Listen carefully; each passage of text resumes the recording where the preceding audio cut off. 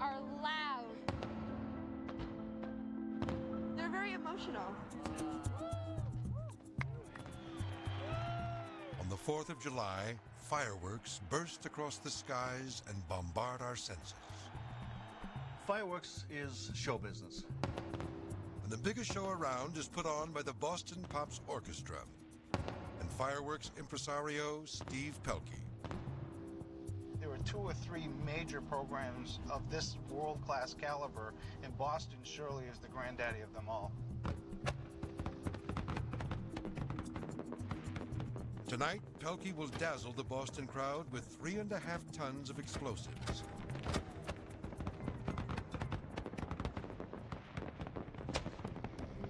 Precision launched with the help of a computer network.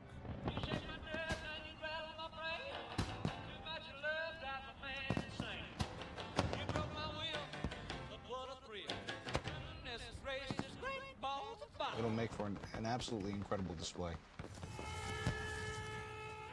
But the story of fireworks goes back long before computers. It's a story of fire-breathing dragons, the rise and fall of empires, ancient Chinese alchemy,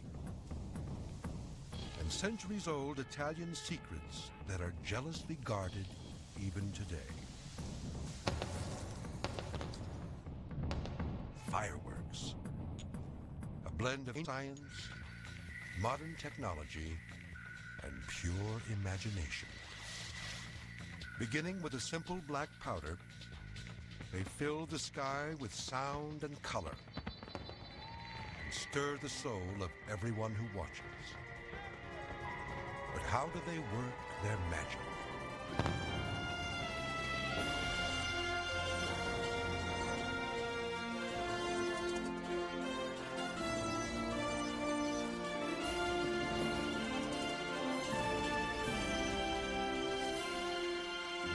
Major funding for NOVA is provided by the following.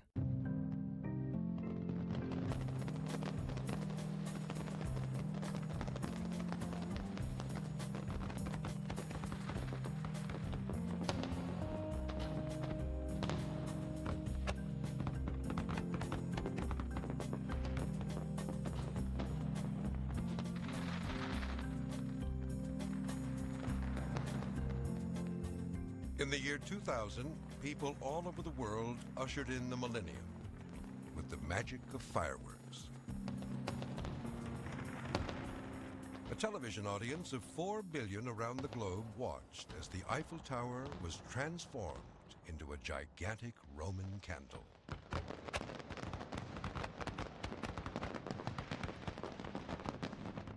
Fireworks are one of our most enduring customs that moved us for centuries.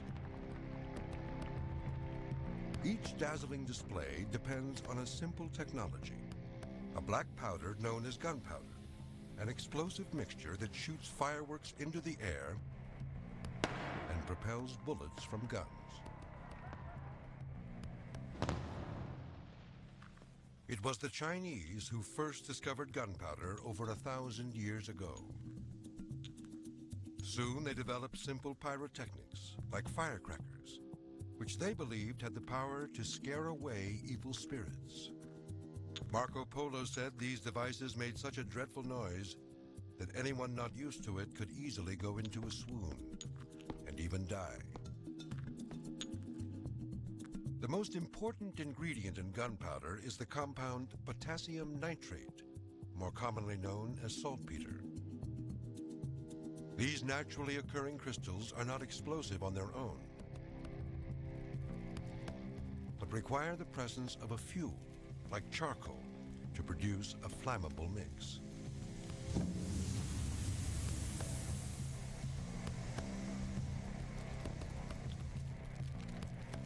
Ancient alchemists refined the recipe to 75% potassium nitrate, 15% charcoal, and 10% sulfur. The ingredients become explosive after they're ground together. This highly volatile black powder gave birth to the science of pyrotechnics, the incredible fireworks we experience today. London's lavish Millennium fireworks were put on by chemist Tom Smith, who demonstrates that gunpowder, or black powder, can have dramatically different effects depending on how it's processed. Black powder is a mixture of three components: potassium nitrate, sulfur, and charcoal. If you mix them together, you end up with a powder in which you can still see the white, yellow, and black flecks. Now, if we burn that, what happens is it burns relatively slowly. This is really quite useful for the basis of a lot of firework compositions, where you want something to burn slowly enough that you can see it in the air. If it burnt too quickly, it would all be over and it would be pointless firework. So lots of sparks being produced, slow burning, lots of gas, lots of smoke. If you take that same chemical composition, but you grind the potassium nitrate and the charcoal together, add the sulfur, grind it over many hours, press it into cakes, break it up, you end up with a powder the consistency of coarse granulated sugar. Now, when we burn that, the fire can travel both through the grains and between the grains, and the whole reaction is very much more quick. This sort of thing is used for making the lifting charges of fireworks, where you want lots of gas in a short space of time. So if you take the same black powder but compress it into a tube, what we get is, in effect, a little fountain. And it only burns on the top surface. This same black powder can be compressed into marble-sized balls called stars. They're used in many of the shells in large-scale displays, like Boston's 4th of July celebration.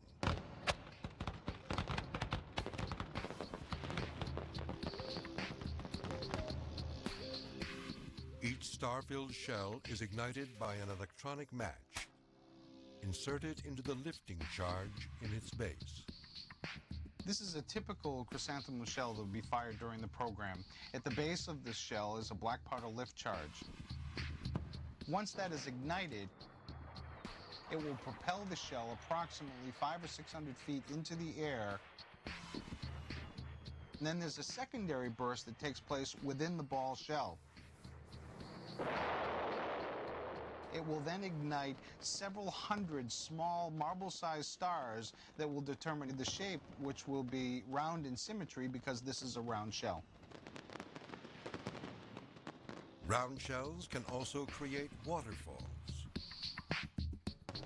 ring patterns, strobes, titanium salutes, and peonies.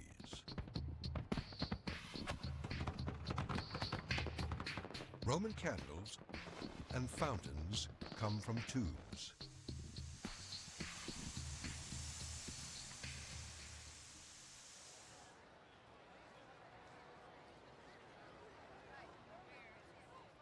Boston's 4th of July celebration is one of the oldest in the nation.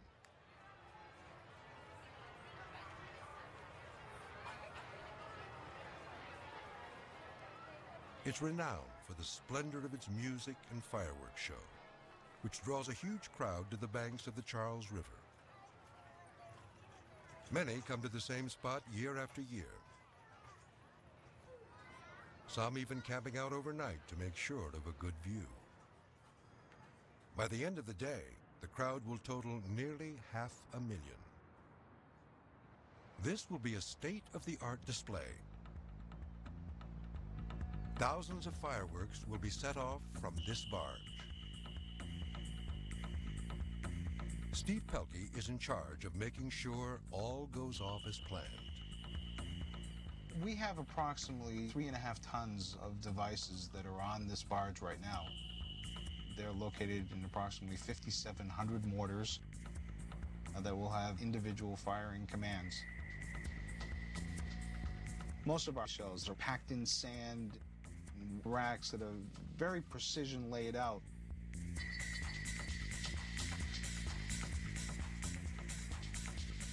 Pelkey's team spends an entire week wiring up these shells to a computer. that is programmed to fire them electronically. It's delicate and risky work. High humidity can make gunpowder useless. Lightning or a stray spark of static electricity can set off one firework or dozens at a time. Anything can happen, and Pelkey must always be prepared. The latest weather report that we got from Boston, 4th of July, the approach of a cold front will cause more showers and a few thunderstorms. Do you know if anybody else needs anything? Final checks are underway, and weather is only one of Steve's headaches. Okay. You have to satisfy all the needs of the Coast Guard, the Boston Fire Department, the Park Rangers. Chance of a shower. You're dealing with the state police. You're dealing with waterway conditions. All of these agencies need to be notified and kept abreast of everything that is going on. We're just going to fire from the outside for tonight's display. The festivities may get rained on. I use a lot of this over the 4th of July holiday.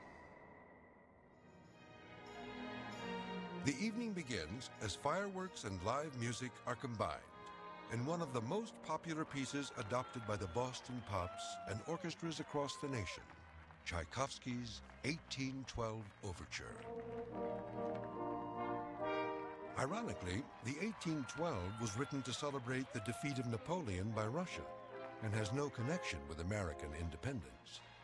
But audiences don't seem to mind, as they relish the combination of fireworks, cannon, and church bells. Keith Lockhart conducts it every year. As you can imagine, when you put together powerful gunpowder devices and music, it can be a little bit dangerous. I've had occasions where we've done 1812 or a similar piece in places where they're not so used to doing it, and a group of Army National Guardsmen have come up and been a little overeager and have pointed the cannon right at us. And even with blanks in them, the impact and the sound sent the entire orchestra diving off of their chairs and covering their heads. It can be kind of exciting. With the orchestra, artillery, and fireworks all clamoring for attention, getting the cues right can be tricky. So the real key element here is hopefully that evening that Keith Lockhart doesn't get into a moment where he's really kind of going along bombastically. I have to say most of the problems of that sort of thing are in the hands of the fireworks people. Keith will do it at his normal pace as the score is written and doesn't get overzealous. The music is what the music is. And everything will go off just right on cue as it's supposed to. Tchaikovsky waits for no man.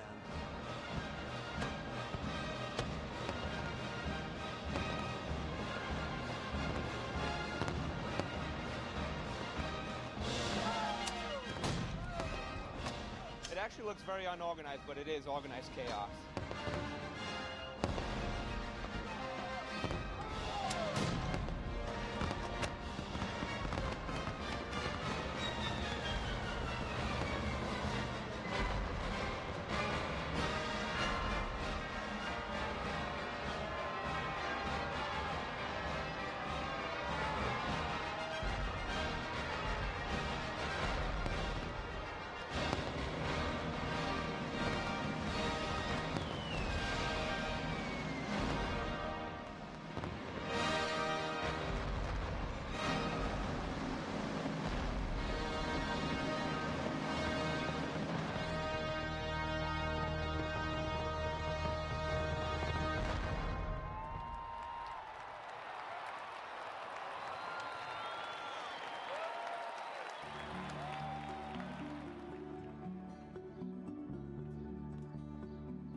The fireworks capital of the U.S. is Newcastle, Pennsylvania.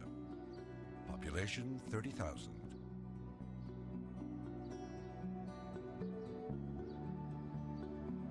Here, fireworks are made the traditional way, almost entirely by hand. Our industries over the years have gone bust, but as long as Zambelli's here, we'll always have our boom. Zambelli name's probably a household name. You hear that name, you think of fireworks.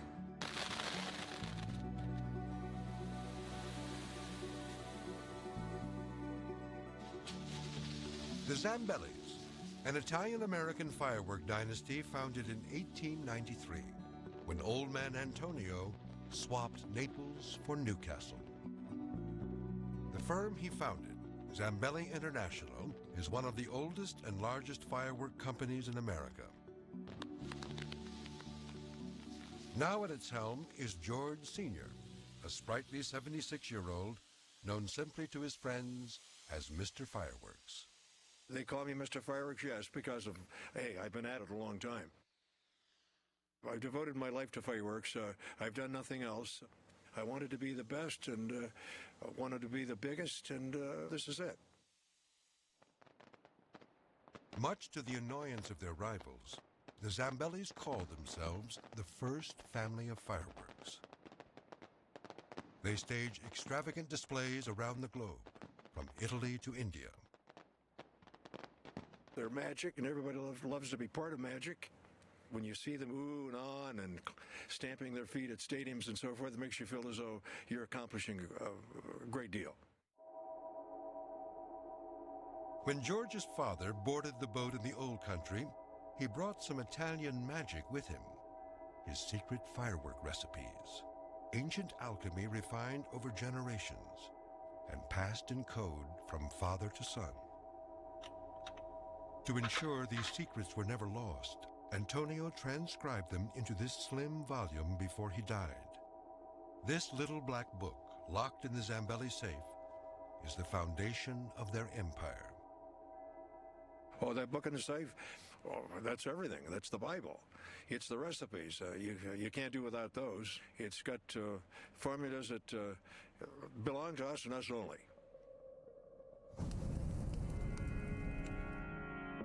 These formulas, the Zambelli's heritage, reflect Italy's special expertise in fireworks that began in the 13th century when Marco Polo and the Crusaders brought back firework recipes from the East.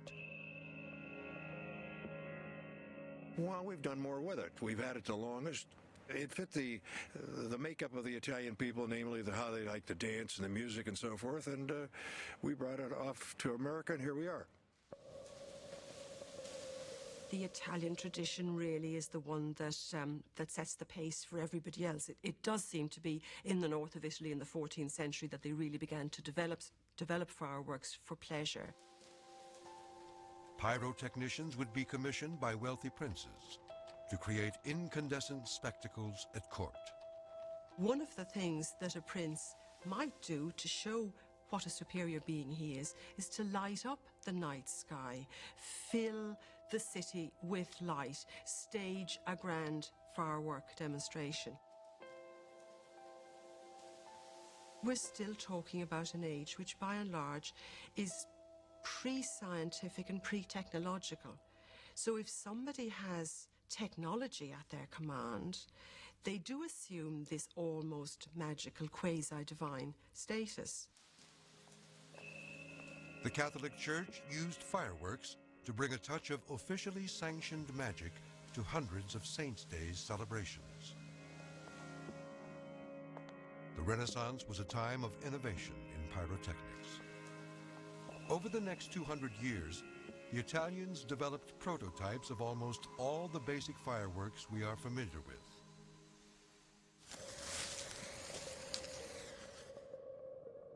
But as late as the 19th century, one challenge still stood between the alchemists and total mastery of their art: color. They could make gold, they could make silver, they could create sparks, but their colors were terrible. Weak, insipid, almost non-existent. Then, in southern Italy in the 1830s, pyrotechnicians made their breakthrough.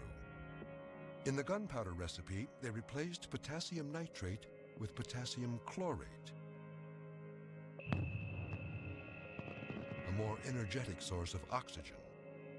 This sped up the rate of oxygen delivered to the reaction, boosting the temperature of combustion from 1700 degrees Celsius to 2000 degrees.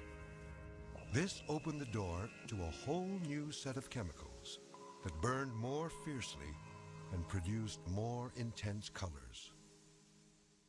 The Italian artisans worked with those chemicals, learned to make various color combinations and different effects. They've taken the basic chemicals and made a real science and artistry out of it. The modern firework display is full of colour. And you make colour by adding metal salts, not metals, but metal salts to the composition. So you know if you put a piece of copper into a fire, you see it glow with a blue flame. And we can do the same. It's the sign of a very good firework maker is a really good, strong blue. And here we've added copper oxychloride to the basic oxidant and fuel mix, where you get a good blue flame.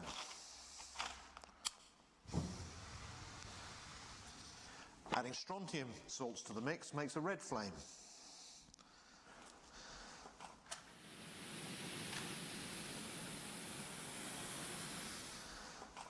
And adding barium to the mix makes a green flame.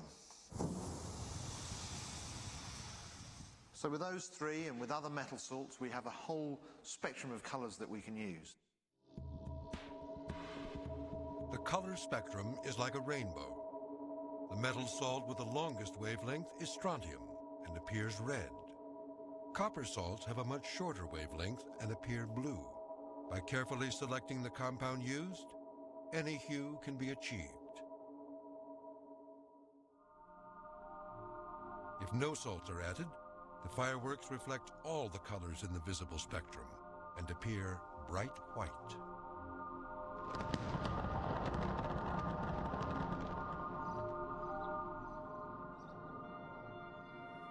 Inside each of these buildings, Zambelli workers continue to refine the firework recipes, first developed by their Italian forebears hundreds of years ago in dingy Neapolitan basements.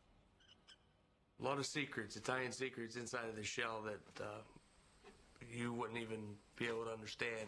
I don't even know if I know them. A lot of it went with the old Italian people, but a few of them still know it that are around here today.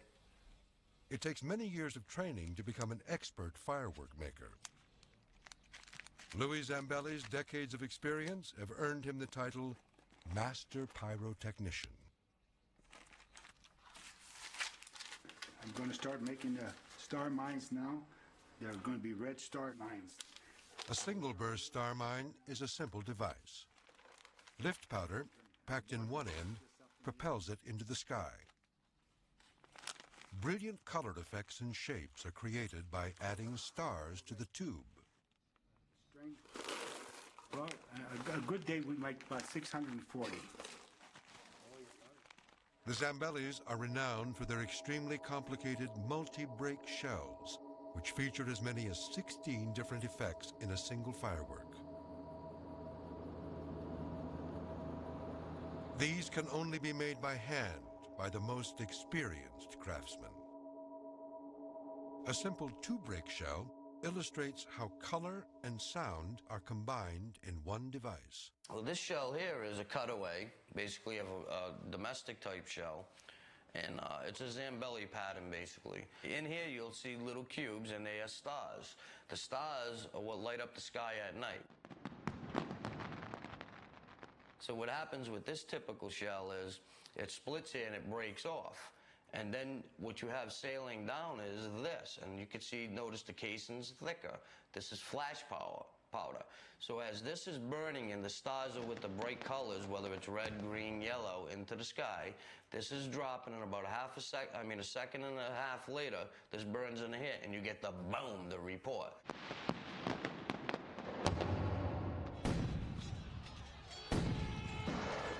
Explosives are explosives, fireworks are explosives. A firework shell that's being projected up into the air is just like an artillery shell, only ours produces lots of colour and enjoyment, and theirs produces destruction.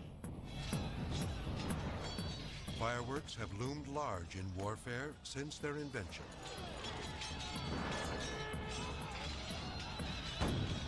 The first rockets and cannons were little more than large explosive fireworks. During the Renaissance, Europe's first displays were supervised by military men who knew how to handle the risky ingredients. It's exactly the same specialists who design the artillery for war and who then, when peace comes, design the fireworks to celebrate the peace. The spark-throwing Green Man figured in a royal procession in 1533, the first recorded use of fireworks in Britain. Such pyrotechnics were identified with black magic and uncanny wizardry. They aroused fear as much as wonder. A green man is a figure that goes back, I think, to the Middle Ages. It's a sort of representation of nature, of natural man, and you find representations in art. And they also use them then as gesture-like figures to let off fireworks.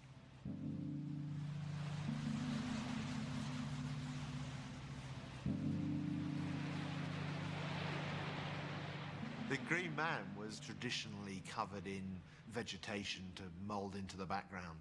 And I'm sure it was quite frightening if he jumped out and waved these firebrands at you. If a single man could cast such a spell, imagine the effect of a full-scale fireworks display. People were fascinated by light. People spend most of their lives in the dark, and to have the power to create vast quantities of fire was only something that an exceptional individual could do. And then if you add to that the ability to produce sparks, to produce explosions, to produce loud bangs, you've then really got something exceptional. During the Elizabethan period, pyrotechnic dramas became high entertainment. They were lavish stage productions designed for the upper classes, and a fiery dragon was often the centerpiece. The old displays would tell a story with pictorial elements, big set pieces of castles and dragons, all with fire in appropriate places flying across the stage.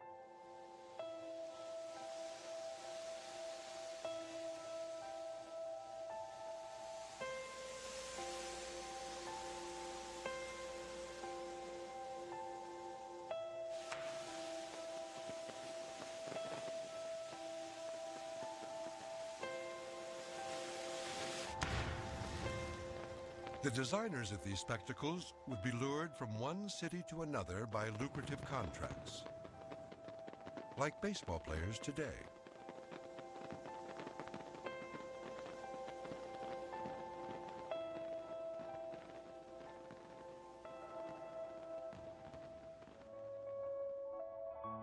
The type of displays familiar to us now first appeared at London's pleasure gardens in the 1730s. These fashionable new venues served up a menu of bear baiting, horse racing, and fireworks to anyone who could afford a ticket.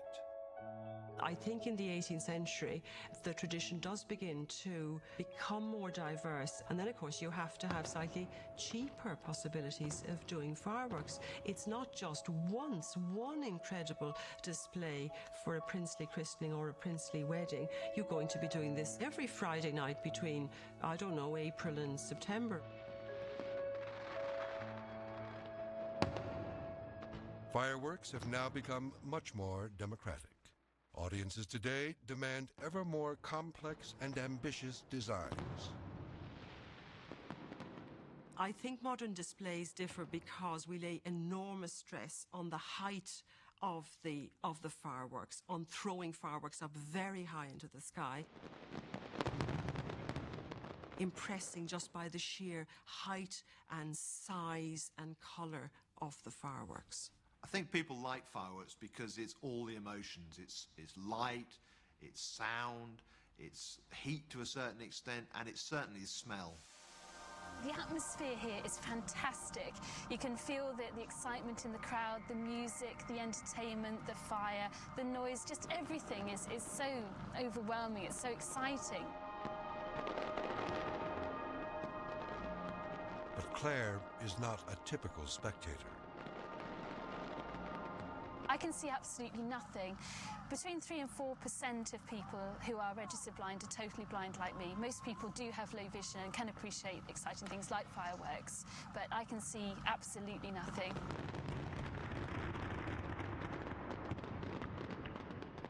I just imagine them as flashing lights of different varying colours, and the description that I've had here today has certainly enhanced my impression of what they must look like, in that some of them change colour. I'd never imagined that before tonight.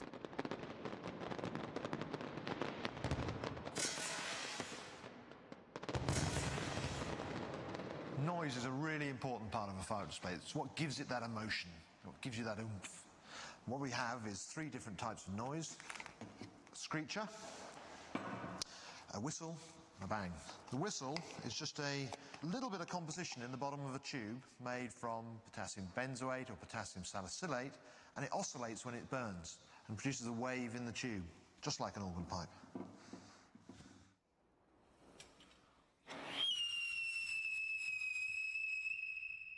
If you drill a hole down the middle of a whistle, it oscillates irregularly and you get a screecher. And of course, if you stop that gas going anywhere by sealing the tube, what you get is a bang.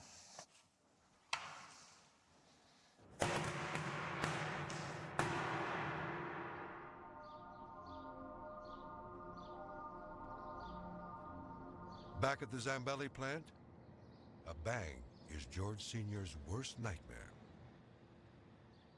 Well, do I wake up at night and worry about,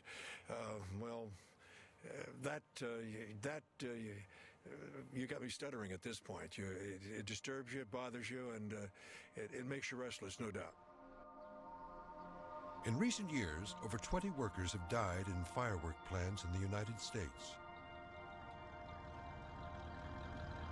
The Zambellis have to comply with stringent safety regulations. Buildings must be separated by concrete blast walls. Roofs are weakened to ensure any explosion travels upwards rather than outwards. Fireworks must be made the age-old way, by hand. Metal machinery could produce sparks, and static electricity could easily ignite an entire building full of explosives.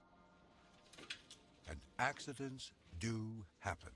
All the people who work here either know someone who's been a victim or have suffered themselves. I was in an accident in 1986. One of the shells that we imported prematurely blew up into the tube. And back then we had cardboard tubes we shot out of. And when it did blow up, a cardboard tube come at me and it ripped my arm open. I mean, they're beautiful, but it's number one thing is safety.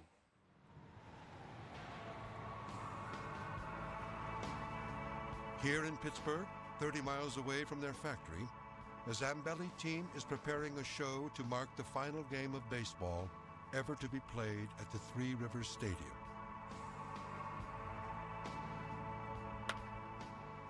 Tonight's extravaganza is put on for the Pittsburgh Pirates. It's their final weekend series here in Pittsburgh, and they've commissioned us to do a spectacular for the closing of their season and their existence here at Three Rivers. Pyrotechnicians have favorite firing locations, such as rivers and lakes, where reflections double the visual impact. The Three Rivers Stadium presents a perfect viewing gallery, although longer mortars and extra lift powder have to be used to boost shells over its high walls. Tonight, the Zambellis will showcase one of their specialties, a non-stop display that features a rapid barrage of shells set off by computer. This computer can fire shells 1/10 of a second apart. It's pin 18 that's bad. It's a very nice system to use. This is 8-strand phone line. This phone line feeds back to little individual modules that fit on the end of the slats at the end of the firework boxes. And this computer sends signals out to each of those modules and tells the modules which shell to fire at what time. Once the black powder charge in the bottom of the shell has been ignited, it burns extremely quickly. Within 15 milliseconds, it generates large amounts of gas, blasting shells into the sky at 300 miles an hour.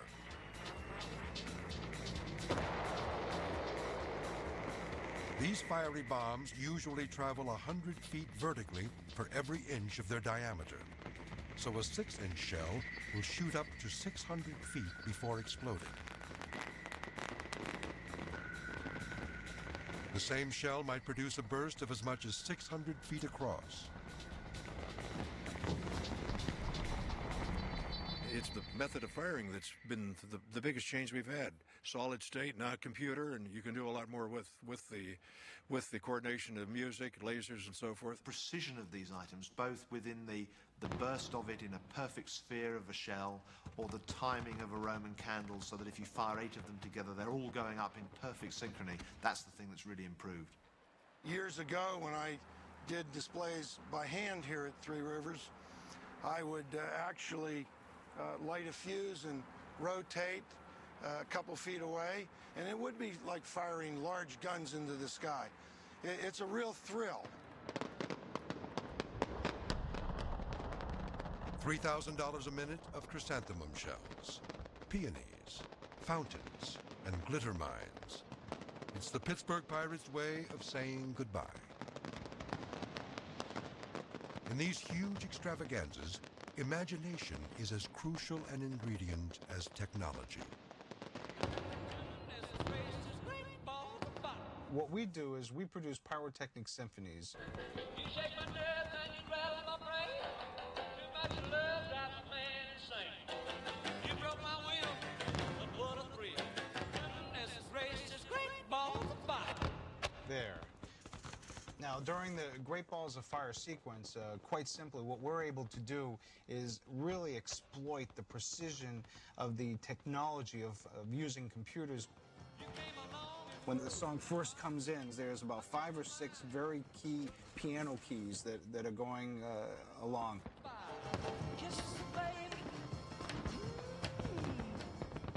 We're trying to duplicate those piano strokes.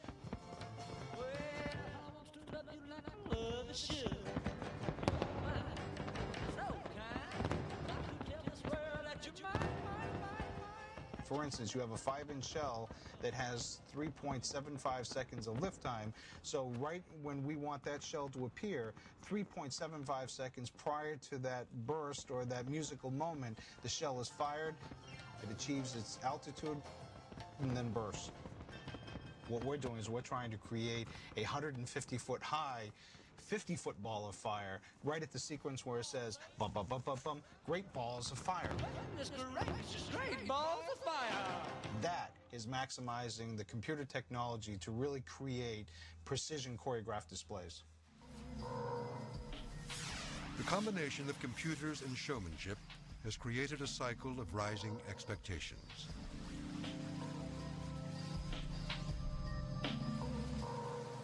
Audiences want a more concentrated burst of thrills. There is an increasing trend for people to use pyrotechnics directly in street theatre, for instance, where they will attach pyrotechnics to themselves or take big fountains or use fireworks in close proximity to both themselves and to the audience. It's good, but it's got to be safe, and I just would hate there to be an accident that was caused by something like that, which would reflect badly on the whole of the firework industry. Despite the risks, a bizarre new fashion in firework displays is to mix people and pyrotechnics in a haunting ballet of danger and delight. The Elizabethan Green Man is reborn.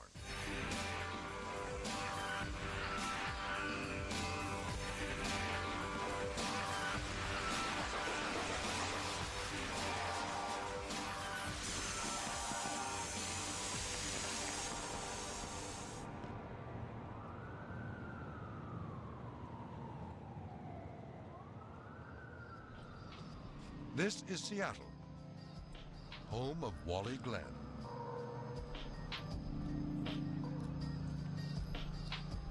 He's a firework fanatic who has given new life to a mythic character he calls Pyro Boy. I think some of the appeal of fireworks that might be due to the fact that Seattle, with the high-tech industry, people are looking for an escape. It does have a history of people doing some pretty nutty, wild things for entertainment value or just for fun. I work as a web designer, designing websites. But what I'm doing is quite compelling and quite interesting because the technology behind it I find quite fascinating.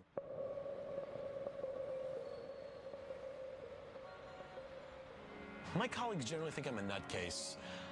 I think it really can be a handicap at work, so it's something I don't really like to promote too much, but eventually it gets out, so then I get back to be treated like a freak.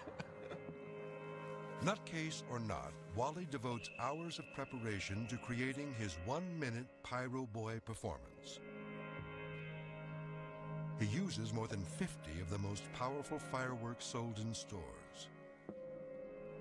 Wally protects himself with special materials like Kevlar and Nomex. Kevlar is the material in bulletproof vests. Race car drivers wear Nomex to withstand blazing infernos. I think most people don't realize how much thought goes into it. I think that they just assume it's just some moron strapping on a suit and blowing themselves up. I think about the science involved quite a bit. You have to know your chemicals to create like a beautiful green or a beautiful blue, but not at the same time spontaneously combust. There's a lot of thought you have to go into to make it look good. If something goes really wrong, we're in trouble. We try to work around that by we have multiple layers, so that way it burns off layer at a time. We do a big safety check to make sure gloves are going to be adequate, the glasses are working right, because if it isn't, I end up with a really bad burn and probably end up in a trauma ward. I've had a few injuries doing Pyro Boy. Nothing really serious, but the worst is I burned my neck during a show we did down in South Carolina because a fountain had come dislodged and landed on my neck, and it started acting like a blowtorch. I take the risk because I enjoy doing it. I cover my body in pyrotechnics and I blow myself up. And the result? Pyro Boy.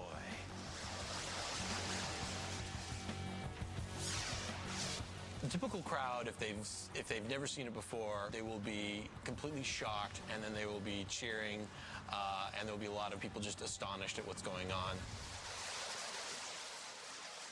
Would-be Pyro Boys should be warned not to try this at home.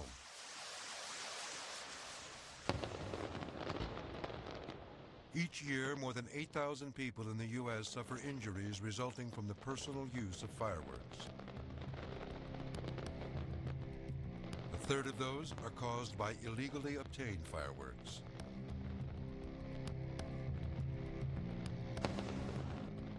Burns account for over half the injuries. Even simple sparklers burn at temperatures of over 1,000 degrees. Children account for nearly half the victims.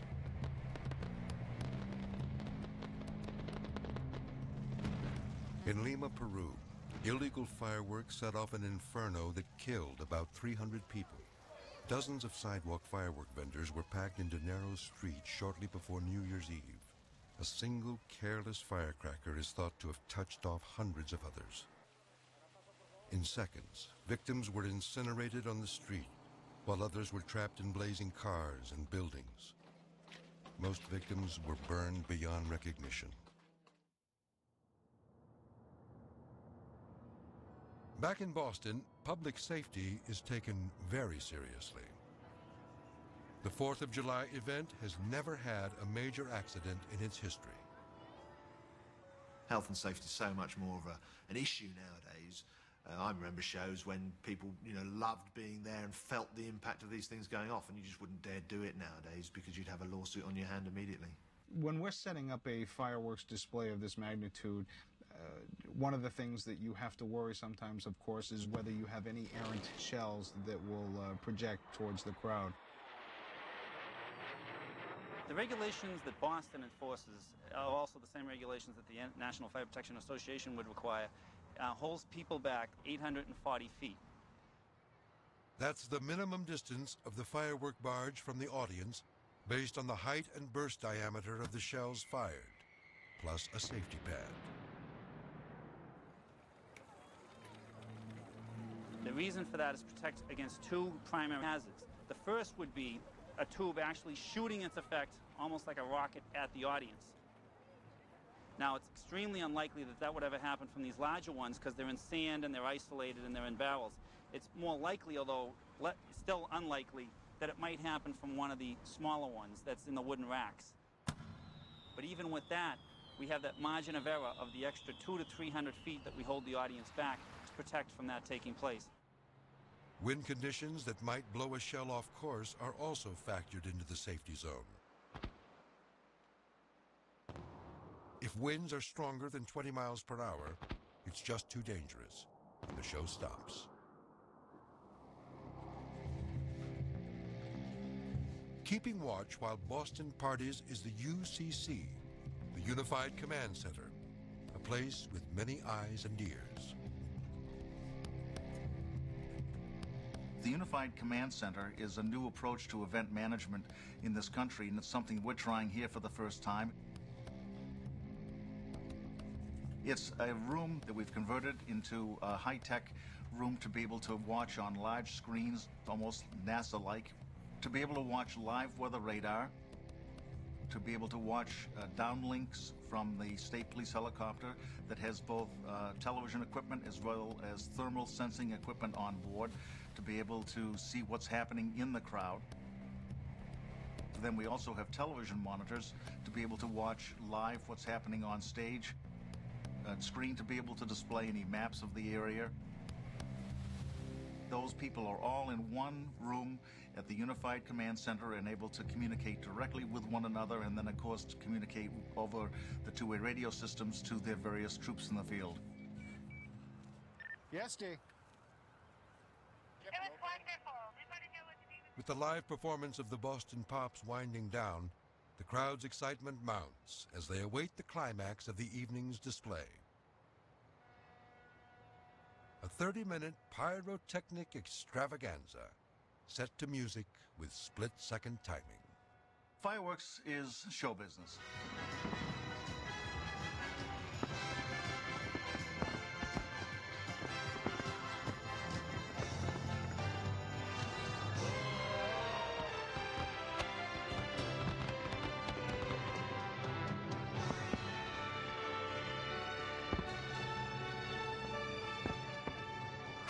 Something also that I think emotionally stirs up all sorts of memories in people, because almost every child in America, certainly at one point or other, goes to a fireworks show, usually on July 4th. I'm a Yankee Doodle dandy, Yankee Doodle do or die.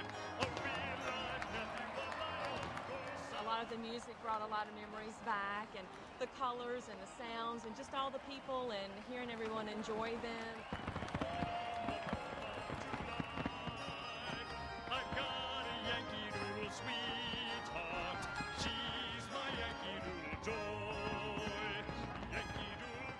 It's America. It's the 4th of July. It's freedom. It's our country. It's wonderful.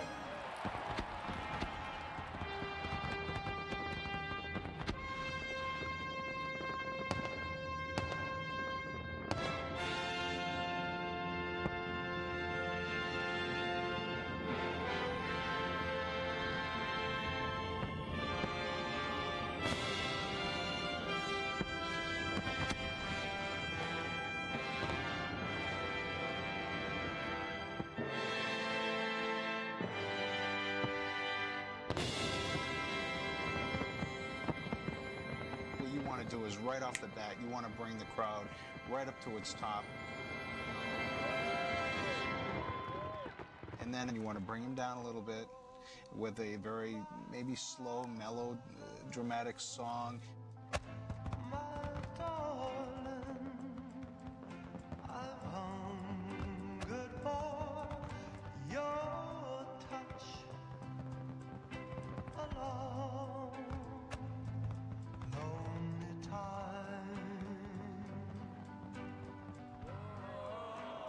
and bring them right back again 3 or 4 minutes later to another high point. You're fine. So kind. And then bring it down again.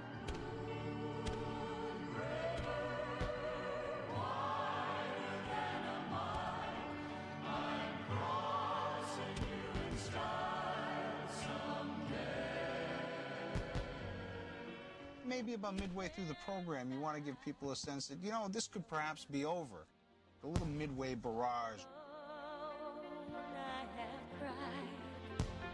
Silent tears full of pride in a world made of steel.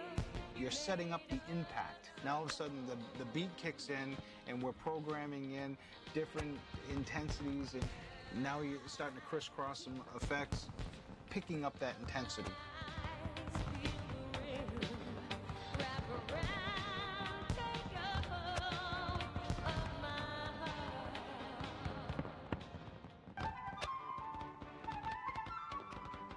The grand finale is an absolute one-of-a-kind finale.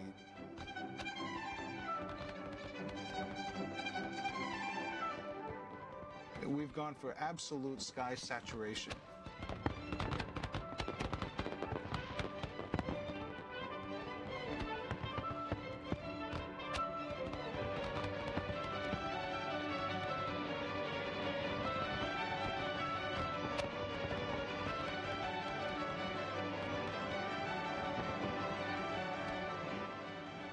We're saturating the sky from 300 feet in altitude to 800 feet in altitude of aquas, lemons, chartreuse, orange, pink, and really just kind of transforming into a rainbow of different colors.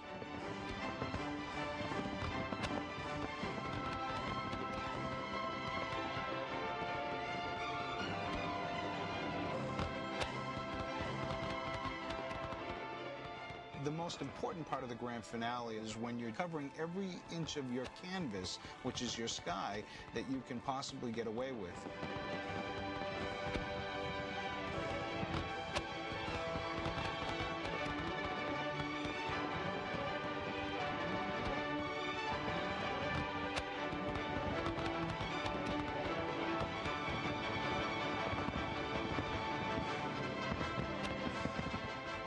We're responsible for just sucking the emotion out of every man, woman, and child. If they aren't emotionally moved, then we just haven't done our job.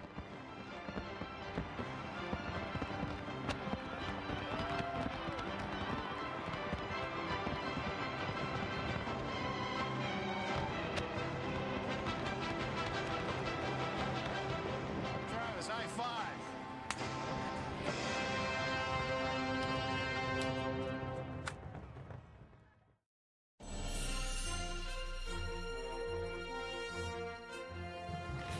To see the companion website for this program or to find out more about NOVA, visit NOVA's website at pbs.org. To order this show or any other NOVA program for $19.95 plus shipping and handling, call WGBH Boston Video at 1-800-255-9424.